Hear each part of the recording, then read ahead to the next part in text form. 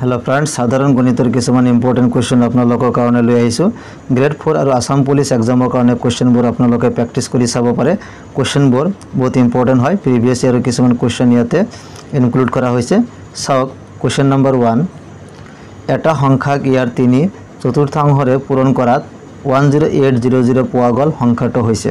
এটা সংখ্যাক ইয়াৰ 3 চতুৰ্থাংশৰে কি কৰিছে পূৰণ কৰাত 10800 পোৱা গল সংখ্যাটো উলিয়াব লাগে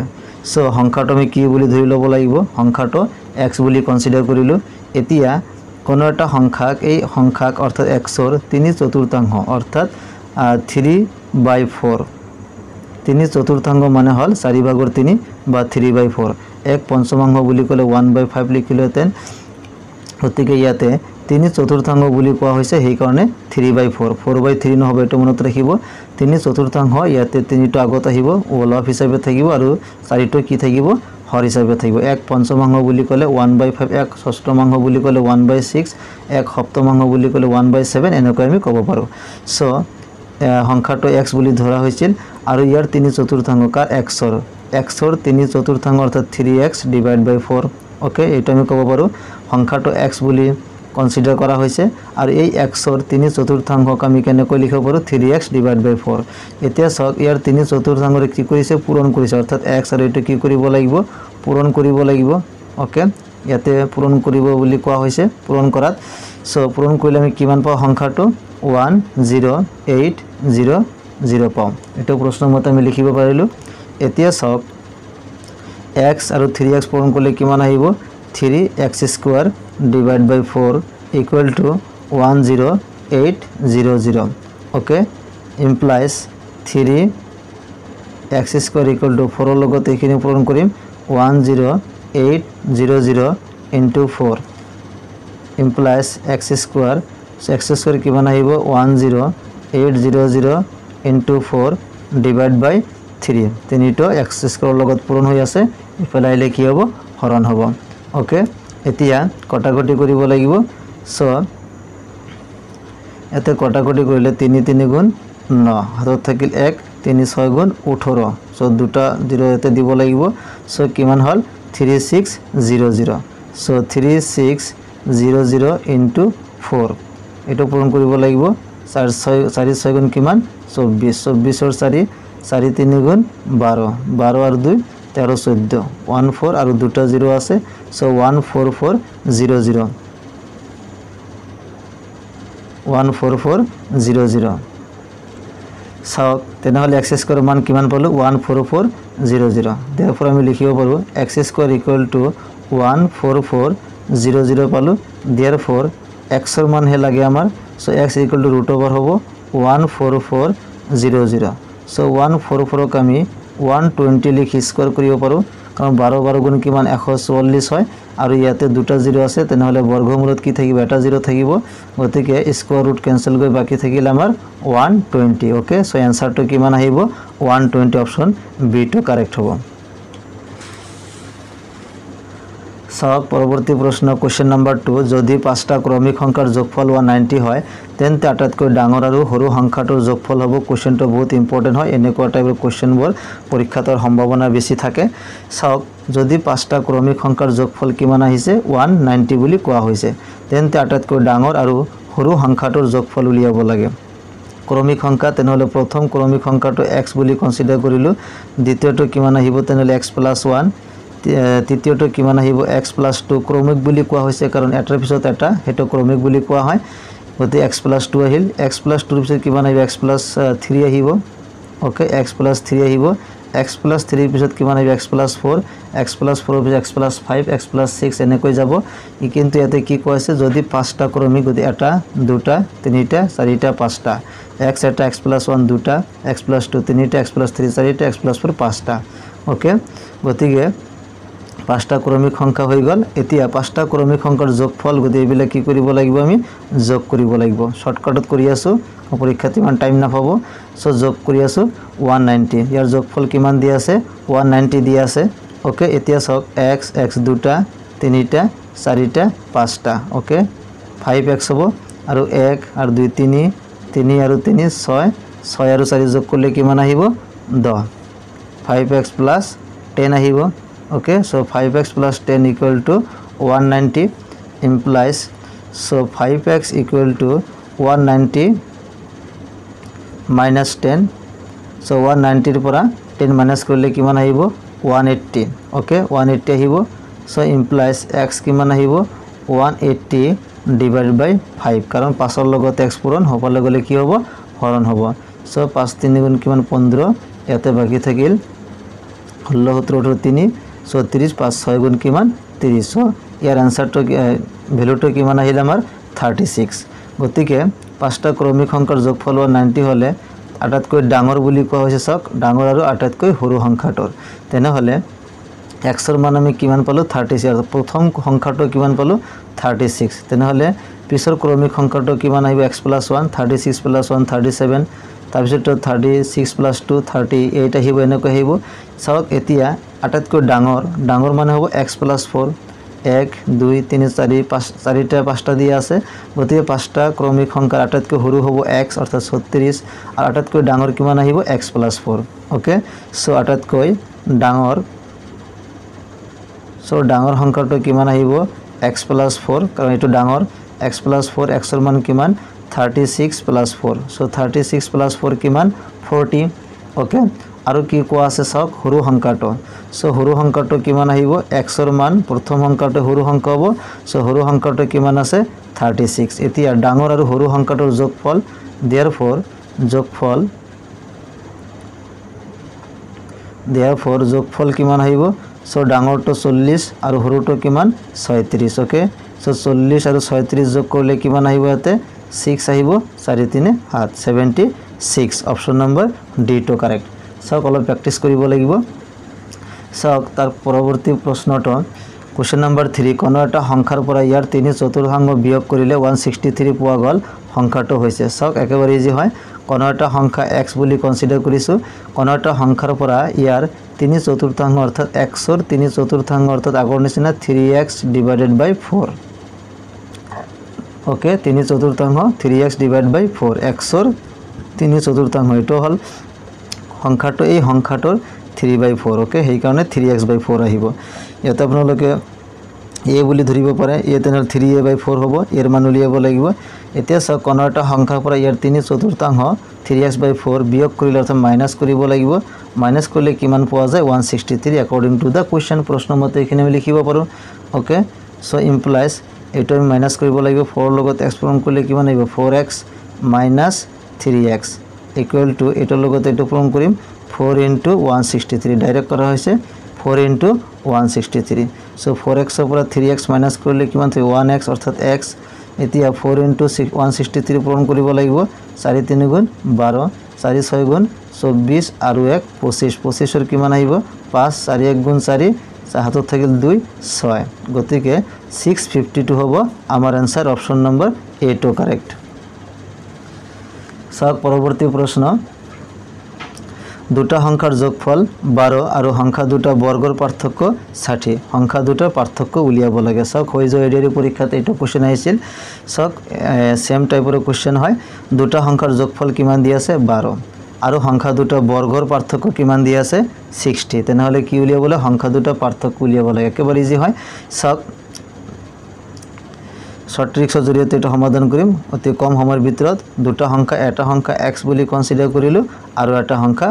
y বুলি কনসিডাৰ কৰিলো ওকে দুটা সংখ্যা বুলি কোৱা হৈছে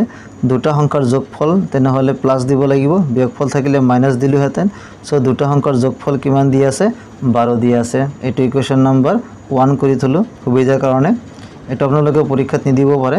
এটো এনেই বুজৰ সুবিধাৰ কাৰণে দিয়া হৈছে আৰু সংখ্যা দুটাৰ বৰ্গৰ পাৰ্থক্য তেনেহলে এটা প্ৰথম অংকটো x দ্বিতীয়টো y ধৰা হৈছিল সংখ্যা দুটা বৰ্গ x স্কয়াৰ y স্কয়াৰ হ'ব বৰ্গৰ পাৰ্থক্য অৰ্থাৎ মাইনাস কৰিব লাগিব বৰ্গৰ পাৰ্থক্য কিমান দিয়া আছে 60 দিয়া আছে বৰ্গৰ পাৰ্থক্য কিমান দিয়া আছে 60 দিয়া আছে ওকে সো ইয়াতে এটা ফৰ্মুলা হি গল x square - a square a square - b square ফৰ্মুলাটো কি আছিল a + b - b so x + y আহিব আৰু কিমান আহিব x - y আহিব ওকে ইকুয়াল টু কিমান 60 এতিয়া সক ইকুৱেশ্যন নম্বৰ 2 কৰি থলো এতিয়া অপনয়ন পদ্ধতি বা ঋণাত্মক পদ্ধতি বা বজ্ৰগুণন পদ্ধতি সেইবোৰ সমাধান কৰি এইটো এনসাৰ উলিয়াব পৰা যাব কিন্তু আমি সেইটোলৈকে নাযাওঁ বা প্ৰতিষ্ঠান পদ্ধতিও আছে সেইবিলাক আমি নাযাওঁ ডাইৰেক্ট 1 আৰু 2 এই সমীকৰণ দুটাৰ পৰা চাওক সমীকৰণ 1 আৰু সমীকৰণ 2 আমি ডিভাইড কৰিম সো সমীকৰণ 2 আৰু সমীকৰণ 1 আমি ডিভাইড কৰিম সমীকৰণ 2 কিমান দি আছে x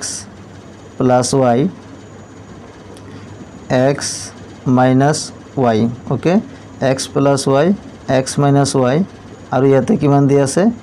x plus y okay সমীকৰণ দুটা জাস্ট ডিভাইড কৰিম ওপৰত কিমান থাকিব x plus y এটো মান কিমান দি আছে 60 আৰু ইয়াতে কিমান দি আছে 12 x plus y ক্যান্সেল গল তো 12 60 12 কিমান 5 বার 12 5 গুণ কিমান হয় 60 সো 5 তেনেহলে ইয়াতে বাকি থাকিল আমাৰ x minus y equal to 5 so x minus y 5 মানে x মানে হল প্রথম অঙ্ক y দ্বিতীয় সংখ্যা সো সংখ্যা দুটো পার্থক্য ইয়াত আহি গল x minus y গতে সংখ্যা দুটো পার্থক্য কিমান আহিল 5 গতে অপশন নাম্বার বি টো কারেক্ট হ'ব সো কেতে প্রতিস্থাপন বা অপনয়ন পদ্ধতি করা দরকার নাই হেটো দি কৰিব পাৰে অলপ দীঘলীয়া হ'ব এটা মান আনটোত বহুৱাই লৈ হেনকো আমি কৰিব না যাও জাস্ট আমি এটো হৰণ কৰি দিলেই পার্থক্যটো আহি যায় x minus y গতে आंसरটো হ'ব option B So question number 5 minus 46 ক 3 ৰে হৰণ কৰিলে প্ৰাপ্ত ভাগশেষটো হৈছে সক এটো হৈ যোৱা এডিআৰি পৰীক্ষাত কোৱেশ্চনটো আহিছিল সক কেনেকৈ সমাধান কৰিব লাগিব 3 ৰে হৰণ কৰিব লাগিব 46 সো minus 46 ক কি কৰিব লাগিব 3 ৰে হৰণ কৰিলে ভাগশেষ কিমান হেটো উলিয়াব গৈছে একেবাৰে ইজি হয় সক এতে আমি কি কৰিব লাগিব 3 15 3 15 গুণ কিমান আহে 45 45 সো 46 আৰু 45 মাইনাস কৰিব লাগিব -46 আৰু +45 তেনেহলে কিমান -1 ভাগকে কিমান আহিব 1 সো অপশন নাম্বার বি টো কারেক্ট সো কিমান ইজি একেবাৰে কম সময়ৰ ভিতৰতে সমাধান হৈ যায় এইবিলাক সক এনেকুৱা টাইপ আৰু এটা কোৱেশ্চন সক সো কোৱেশ্চন নাম্বাৰ 6 -76 ক 3 ৰে হৰণ কৰি প্ৰাপ্ত ভাগশেষটো উলিয়া সক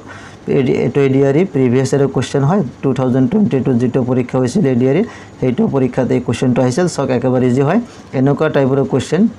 হৈ যোৱা পৰীক্ষাটো আহিছিল গতিকে গ্ৰেড 4 কাৰণে আসাম পুলিচৰ কাৰণে এনেকুৱা টাইপৰ কোৱেশ্চনবোৰ আপোনালোকে বেছিকৈ চাব লাগিব সেম ভ্যালু বিলাক সেম নাহিব পাৰে কিন্তু কনসেপ্ট আপোনালোকে মনত ৰাখিব চাওক ইয়াতে আগৰ নিচিনাকৈ সমাধান কৰিম 76 ক আমি কি কৰিব লাগিব 3 ৰে হৰণ কৰিব লাগিব সো 3 25 গুণ কিমান আহে 75 সো 76 75 মাইনাস কৰিলে কিমান 1 আহিব কাৰণ 76 এতে -76 +75 এটো কিমান ভ্যালু তো -1 আহিব সো ইয়াতে কিমান অপশন নাম্বার এ টো কারেক্ট হ'ব সব আৰু এটা মডেল কোৱেশ্চন আপোনালোকৰ কাৰণে লৈ আছো 5270 সংখ্যাটো কি সংখ্যাৰে হৰণ কৰিলে ভাগফল 25 আৰু ভাগশেষ 20 হ'ব ওকে সব ইয়াতে 5270 সংখ্যাটো কি সংখ্যাৰে হৰণ কৰিলে ভাগফল কিমান দি আছে 25 আৰু ভাগশেষ কিমান দি আছে 20 দি আছে সো এটা ফৰ্মুলা আমি জানো ভাজ্য ইকুয়াল টু কিমান আছিল ভাজক ইনটু ভাগফল যোগ বাকি বা ভাগশেষ রিমাইন্ডার ওকে এটো আছিল ভাজ্য ইকুয়াল টু ভাজক ইনটু ভাগফল যোগ ভাগশেষ ভাজ্য কোনটো যেটো বক্সৰ ভিতৰত ৰাখা হয় ভাজ্য আৰু ভাজক তে বাহিৰত এনেকৈ লিখা হয় সাপোজ এতে 30 ইয়াতে 7 দিয়া হৈছে সো ইয়াতে এটো কি বুলি কোৱা হ'ব এটো ভাজক বুলি কোৱা হ'ব এটো ভাজ্য বুলি কোৱা হ'ব ওপৰত যেটো থাকিব এটো ভাগফল আৰু যেটো বাকি থাকিব তলত বা সাইডত হেটো কি ভাগশেষ বুলি কোৱা হয় ওকে এটা আমি জানো সো ফর্মুলাটো ভাজ্য ইকুয়াল টু ভাজক ইনটু ভাগফল যোগ ভাগশেষ ইয়াতে 5270 সংখ্যাটো কি সংখ্যাৰে হৰণ কৰিলে অৰ্থাৎ ভাজকৰ মানটো উলিয়াব কৈছে তেনেহলে ভাজ্যৰ মানটো দিয়া আছে হয়নে 5270 সো 5270 এটো ভাজ্যৰ মানটো দিয়া আছে আৰু কি সংখ্যাৰে হৰণ কৰিলে অৰ্থাৎ ভাজক অৰ্থাৎ এই সংখ্যাটো উলিয়াব লাগে আমাৰ সো ভাজকক আমি x বুলি কনসিডাৰ কৰি ললো ভাগফল কিমান দি আছে 25 ভাগফল কিমান দি আছে 25 আৰু ভাগশেষ কিমান দি আছে 20 ওকে সো এটো সমাধান কৰিব লাগিব সো 5270 ইকুয়াল টু x ৰ লগত 25 পূৰণ কৰিম সো 25x এটো আগত যোগ কৰা না যাব কাৰণ আগৰ পূৰণৰ কাম আগত আহে সো x ৰ লগত 25 পূৰণ কৰিম plus 20 okay so 5270 minus 20 okay 5270 minus 20 এটো ইফালে ট্রান্সফার কৰিলো ইয়াতে বাকি থাকিলে আমাৰ 25x সো 5 to 70 20 মাইনাস কৰিলে কিমান আহিব 50 5 to 50 ওকে 70 পৰা 20 সো তেতে 50 সো কিমান আহিব 25x সো ইমপ্লাইজ x ৰ মান ইয়াৰ পৰা উলিয়াম 25 to তলত আহিব আৰু 5 to 50 ওপৰত থাকিব ওকে সো 5 to 50 25 ৰে আমি হৰণ কৰিব লাগিব সো 25 2 গুণ 50 ইয়াতে 2 25 25 1 গুণ 25 সো ইয়াতে থাকিল 210 आंसर তো কিমান আহিল আমাৰ 210 অপশন সি তো কাৰেক্ট সক আৰু এটা মডেল কোশ্চেন নাম্বাৰ 8 এটা হৰণ অংকৰ ভাজক 51 ভাগফল হল 16 আৰু ভাগশেষ 27 হলে ভাজ্য হ'ব একেবাৰে ইজি হয় জাস্ট ডাইৰেক্ট ফৰ্মুলা এপ্লাই কৰিব পাৰে সো ভাজ্য ইকুয়াল টু আমি জানো ভাজ্য ইকুয়াল টু ভাজক ইনটু ভাগফল যোগ কিমান আহিব ভাগশেষ ওকে ভাগশেষ সো ভাজ্য ইয়াতে উলিয়াব লাগে ইয়াতে ভাজ্য হ'ব ভাজ্য উলিয়াব লাগে সো ভাজক কিমান দিয়া আছে ভাজক 51 দিয়া আছে ভাগফল কিমান দিয়া আছে 16 দিয়া আছে আৰু ভাগশেষ কিমান দিয়া আছে 27 দিয়া আছে ওকে সো 51 আৰু 16 পূৰণ কৰিম 51 into 16 6 1 গুণ 6 6 5 গুণ কিমান 30 সো 1 1 গুণ 1 5 1 গুণ 5 6 1 816 ওকে কিমান আহিলতে 816 প্লাস 27 সো ইয়াৰ লগত কি কৰিব লাগিব 27 যোগ কৰিব লাগিব 7 6 13 3 হাতত থাকিল 1 2 আৰ 1 3 4 8 কিমান আহিল আমাৰ 843 ওকে এটো 816 সো 816 প্লাস 27 যোগ করলে কিমান পালো আমি 843 অপশন সক 84 অপশন এ টু কারেক্ট গতিকে সক এনেকুৱা টাইপৰ কোশ্চেনবোৰ আপোনালোকে বেছিকৈ প্ৰেক্টিছ কৰিব লাগিব আৰু সক গণিতৰ যিখিনি সিলেবাস আছে গ্ৰেড 4 আসাম পুলিচৰ কাৰণে গোটেইখিনি কভাৰ কৰিবলৈ যত্ন কৰিম আপোনালোকে চেনেলটোক সাবস্ক্ৰাইব কৰি ৰাখিব